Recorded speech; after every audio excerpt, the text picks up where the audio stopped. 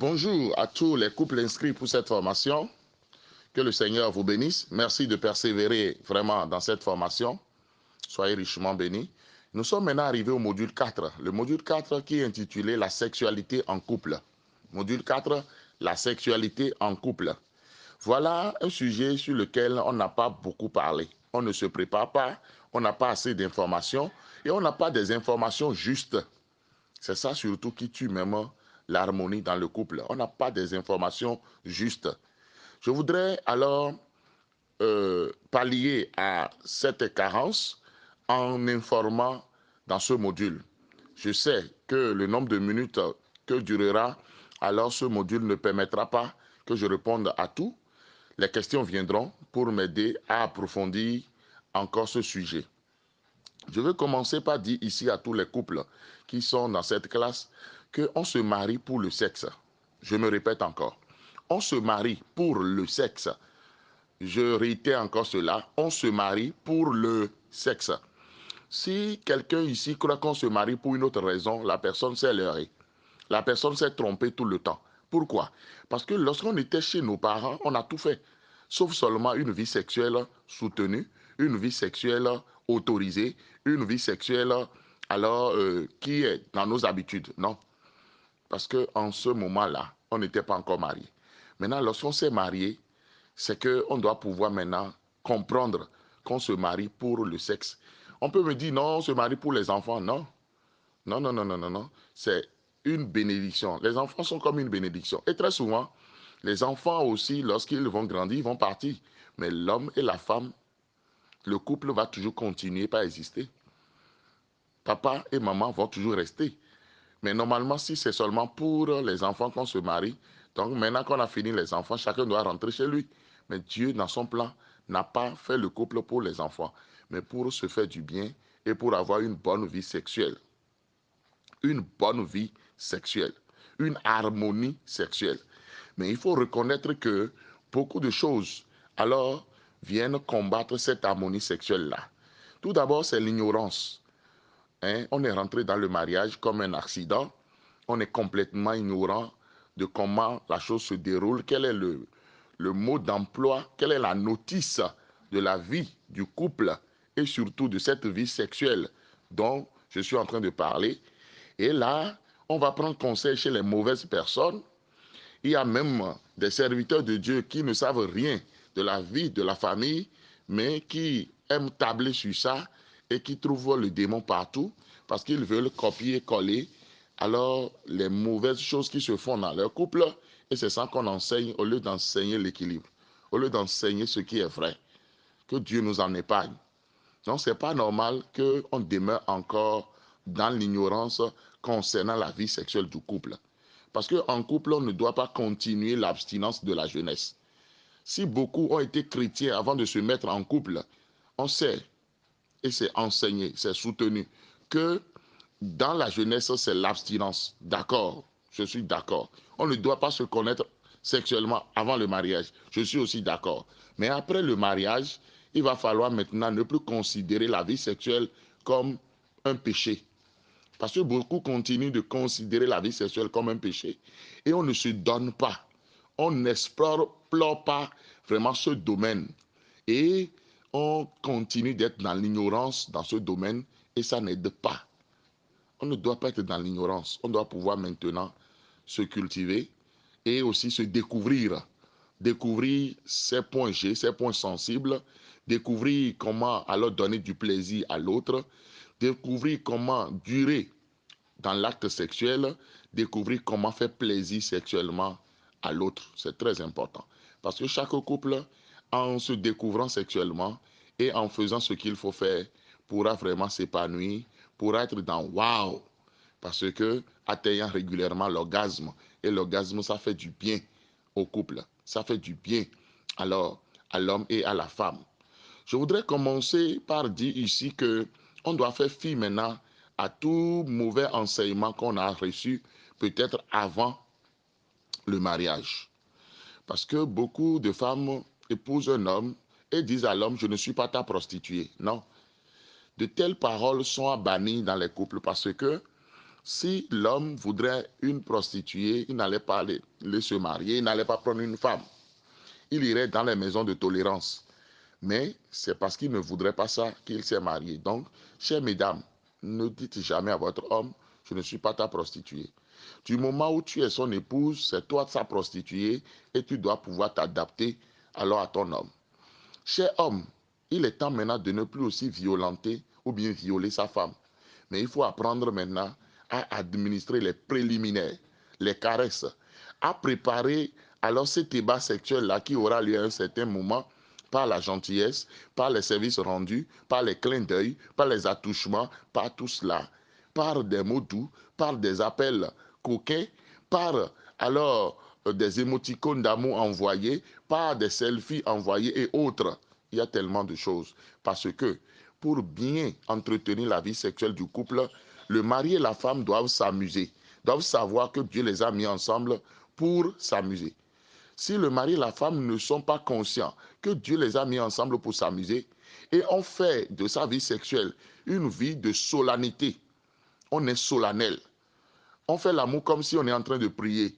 On fait l'amour comme si on est en train de faire quelque chose de tabou, quelque chose de mystique, de mystérieux. Non. Normalement, on doit faire l'amour comme si on est en train de s'amuser. On doit faire l'amour pour se détendre, on doit faire l'amour pour se faire plaisir. Et dans le couple, c'est waouh. Beaucoup vont poser des questions sur beaucoup de choses. Je vais commencer par vous dire en même temps que lorsque Dieu ne dit rien dans sa parole, sur quoi que ce soit, mais nous-mêmes, nous amenons Dieu à dire. Nous disons que Dieu n'a rien dit, mais c'est ce que la Bible dit. Nous devenons aussi de faux docteurs. Nous sommes dans la fausse doctrine. Parce que lorsqu'on on attribue des paroles à Dieu qu'il n'a jamais eu à dire dans sa parole, c'est dangereux, c'est grave. Je voudrais nous dire ici que la bonne vie sexuelle, l'harmonie sexuelle dans le couple est le thermostat de l'amour. Lorsque dans un couple, on ne fait pas bien l'amour, on ne fait pas régulièrement l'amour, on ne se touche pas, on ne s'apprécie pas, on n'arrive pas à vraiment faire l'amour, soyez sûr d'une chose, l'amour en tant qu'amour en général ne pourra pas s'observer dans ce couple-là. Il y a beaucoup de rancœur, il y a beaucoup d'intolérance, il y a beaucoup alors de colère qui s'exprime dans ce couple-là. Attention, nous ne devons pas alors nous laisser à ça. Nous devons pouvoir faire l'amour alors dans notre couple parce que nous sommes là pour cela. Nous sommes là pour ça. C'est très important. Et on ne doit pas prendre aussi de calendrier pour commencer par dire c'est tel jour et tel jour que nous devons faire l'amour. Non. Il peut arriver même qu'en 24 heures, on fasse l'amour 2 fois.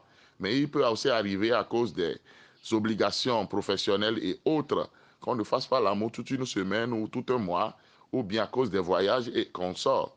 En tout cas, chaque couple doit pouvoir s'adapter et doit se faire du bien. C'est très important. Je voudrais alors ressortir quelques ennemis de la vie sexuelle du couple. Ça nous permettra de mieux comprendre de quoi je suis en train de parler en parlant de la sexualité en couple.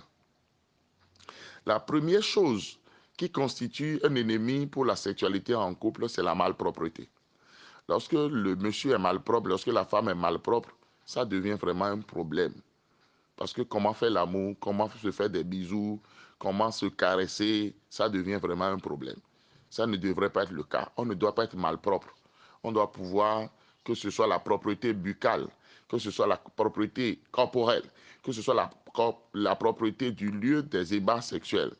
Je parle de la propreté de cette chambre-là, chambre à coucher, mais on ne doit pas seulement faire l'amour aussi dans la chambre à coucher. On est libre de faire l'amour, mais en sécurité quelque part. Ce n'est pas au vu et au su des enfants, non. Pourquoi ne pas faire l'amour dans la douche alors qu'on a un sanitaire qui adhère à notre chambre à coucher? Oui, pourquoi ne pas faire l'amour au sol? C'est très important, mais être sûr que la chambre à coucher est bien fermée et fermée du derrière pour ne pas se mettre en spectacle devant tierces personnes ou bien devant des visiteurs ou bien devant ses propres enfants. Attention. Un autre ennemi, alors, de la vie sexuelle du couple, tel que je l'avais dit déjà plus haut, c'est l'ignorance. Lorsqu'on est dans l'ignorance et qu'on accepte l'ignorance comme la connaissance, alors on a beaucoup de problèmes. dans la sexualité du couple. Je ne nous le conseille pas. Dieu même dit, mon peuple meurt faute de connaissance. Nous ne devons plus maintenant être dans l'ignorance. C'est pourquoi Dieu merci, nous sommes en train de nous faire former et nous avons bien fait. Que Dieu bénisse chacun de nous. Troisième ennemi, c'est les paroles blessantes. Il ne faut pas attendre le temps où le couple veut maintenant commencer par faire l'amour, pour commencer par blesser son partenaire. Surtout, mesdames, c'est en ce moment-là qu'on commence les récriminations, les plaintes, les chantages. Non, c'est pas bien, c'est pas normal. Les paroles blessantes, non. On commence les comparaisons, non. Il ne faut pas faire ça. Évitez ça au maximum. Parce que les paroles, la parole de Dieu l'a dit, que la bouche, hein, que la vie et la mort sont au pouvoir de la langue. Et celui qui l'aime en mangera les fruits. Attention, nous devons faire très attention par rapport à ça. Un autre ennemi de la vie sexuelle du couple, c'est l'orgueil. L'orgueil. On veut imposer tout ce qu'on a comme information là sur sa femme. Tout ce qui se passe dans les films pornographiques, peut-être qu'on a déjà regardé, on veut imposer ça à sa conjointe. Non. Parce que dans les films là, en fait, c'est des montages. Ce n'est pas du réel. Les gens prennent même de la drogue pour faire ces films-là. Les gens, pendant ces films-là, même prennent des médicaments pour ne pas avoir mal. Et maintenant, on veut imposer tout cela parce que ce sont ces mauvaises informations-là qu'on a eues et on a cru que c'est ça la bonne information. Et on est orgueilleux. C'est ce que je veux qui doit passer. Non. C'est bon aussi d'écouter l'envie de l'autre. Qu'est-ce que l'autre veut? Comment est-ce qu'on doit y aller pour que l'autre aussi puisse éprouver du plaisir? C'est très important. Un autre ennemi de la vie sexuelle du couple, c'est le manque de communication. Dans la vie sexuelle du couple, on doit pouvoir communiquer. La communication sexuelle, elle est très indispensable. Faire l'amour toujours à l'obscurité. On ne s'apprécie pas nu. On ne se regarde pas. On ne regarde pas le regard de l'autre lorsqu'on lui fait l'amour. On n'écoute pas ce que l'autre exprime. Ou bien pendant alors les rapports sexuels, on se tait et on est comme du bois, sans sensibilité, hein, sans un cri d'amour, rien, rien. Non, c'est pas bien, c'est pas normal. Parce que ça n'encourage pas. Ça n'encourage pas. Donc, on doit pouvoir communiquer. La communication sexuelle, hein, au sein du couple, c'est très important. Il y a même des couples qui donnent de petits noms à leur vie sexuelle. Je donne un exemple simple. Un couple peut être en voyage chez des amis et où le mari dit, mais tu sais que Jocelyne, là, on n'est plus jamais allé la saluer. Peut-être que c'est leur manière de dire, on n'a plus jamais fait l'amour. Et la femme dit, ne t'inquiète pas, ce soir même, on ira saluer Jocelyne. Waouh! Mais c'est intéressant. Hein? On doit pouvoir s'amuser. Aujourd'hui, on est tellement orgueilleux, on est imbu de soi-même, où on ne s'amuse pas, on ne dit pas des choses comme ça. On dit non, que vraiment, c'est pas chrétien. C'est diabolique, c'est satanique, c'est ceci, c'est cela. Et on ne vit pas simplement. C'est pas normal. Autre ennemi de la vie sexuelle du couple, c'est la faim. Dans une maison où on ne mange pas à sa faim, c'est toujours difficile de bien faire l'amour. C'est très clair. Lorsqu'on ne mange pas à sa faim, c'est difficile de faire l'amour. Autre ennemi encore, c'est les lieux où les ébats se passent. Si ces lieux-là ne sont pas des lieux protégés, si ces lieux-là ne sont pas des lieux adéquats, si le drap de lit n'est jamais changé depuis des mois, et ces lieux-là dégagent de mauvaises odeurs, les toiles d'araignée sont partout, la saleté est partout. Non, c'est pas bien. Le lit conjugal peut devenir aussi alors un ennemi de la vie sexuelle du couple, simplement parce que ce lit-là crie trop, ce lit-là fait du bruit, ce lit-là n'est pas confortable. Hein? Ce lit-là donne de la courbature. Ce lit-là même va jusqu'à blesser même pendant les rapports sexuels. Non, il ne faudrait pas qu'on vive comme ça. La maladie peut être aussi un autre ennemi. Lorsque le partenaire ou bien la partenaire est malade, on doit pouvoir se comprendre et pouvoir alors traiter rapidement la maladie et reprendre la vie sexuelle. C'est très important. Le refus de pardonner. Je ne te pardonne pas. Et tant que je ne te pardonne pas, c'est que nous n'avons rien à faire ensemble. Reste dans ton coin, je reste dans mon coin. Non. La parole de Dieu a dit que la nuit ne passe pas sur alors les chocs. Pardonnez-vous. Essayez de vous pardonner. Travaillez sur ça. Parce que l'amertume, telle que l'a dit un auteur, est une flamme qui consume celui qui l'éprouve jusqu'aux cendres avant que celui qui en fait l'objet ne remarque la fumée. Vous qui éprouvez l'amertume là, le non-pardon là, vous allez vous consumer jusqu'au cendre, vous allez vous autodétruire avant que celui ou celle contre qui vous êtes en train de vous énerver et refuser de pardonner là, ne remarque la fumée. Vous êtes déjà fini. Donc attention, aujourd'hui il y a beaucoup de maladies qui sont liées au fait qu'on refuse de pardonner. L'insomnie, euh, les maux de cœur, l'ulcère, hein, la tension, le diabète, le stress permanent, la colère, beaucoup de choses, hein, beaucoup de choses, que le Seigneur vraiment nous en épargne. Dans le couple, l'infidélité est un ennemi sérieux contre l'harmonie sexuelle du couple. Lorsque quelqu'un devient infidèle, l'autre ne l'accepte plus. L'autre se dit, alors cet organe-là qu'il promène partout, qu'elle promène partout, là, c'est ça encore que moi je vais encore accepter. Et là, ça pose un problème. Donc, évitez l'infidélité. Maintenant, s'il y a l'infidélité dans un couple, pardonnez-vous, mettez le pardon sur la table. Mettez le pardon sur la table. Et que celui ou celle qui est infidèle cesse maintenant d'être infidèle. Parce qu'on dit très souvent, oui, comme la parole de Dieu a dit, en cas d'infidélité, il faut divorcer. D'accord. Mais lorsque vous divorcez, les conséquences même du divorce, là, on ne mesure plus ça. Parce que si vous ne savez pas faire, vous allez vendre le voleur pour aller acheter le meurtrier. Celle que vous irez épouser, ou bien celui que vous irez épouser en divorçant, là, vous ne savez pas encore tout ce que cette personne-là va vous amener dans votre vie.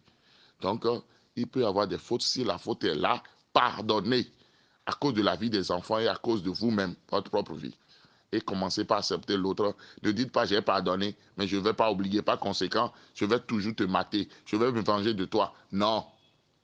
Non, non, non, non, non. Dans le couple, lorsqu'on manque de faire des compliments, ça devient aussi un ennemi sérieux contre la sexualité. On doit se faire des compliments, on doit s'apprécier. Tu as la forme que je veux, tu es l'homme que je veux, je suis content lorsque nous faisons l'amour. Oui, appréciez-vous. La parole est importante. La parole, la parole, la parole. C'est ça là même qu'il faut. Il faut que dans le couple, on se complimente, on se parle. On dise tout le bien qu'on pense de l'autre. Et dans le couple aussi, l'avarisme peut devenir un ennemi sérieux contre la sexualité en couple parce que Jean 3,16 a dit Dieu a tant aimé le monde qu'il a donné. Si vous aimez quelqu'un et vous lui faites l'amour, vous voulez lui faire l'amour et vous ne donnez jamais rien.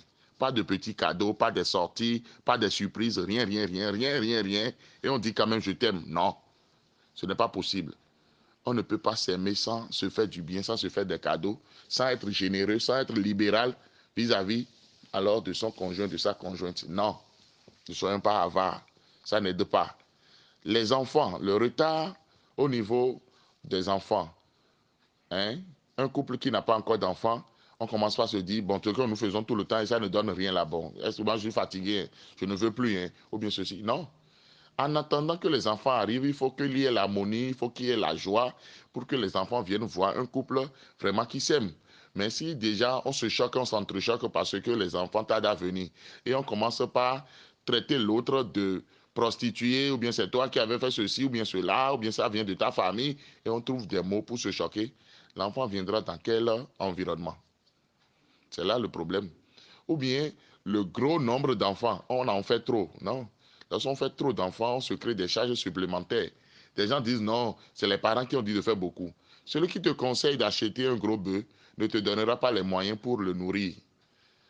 Attention à nous-mêmes. Attention à nous-mêmes.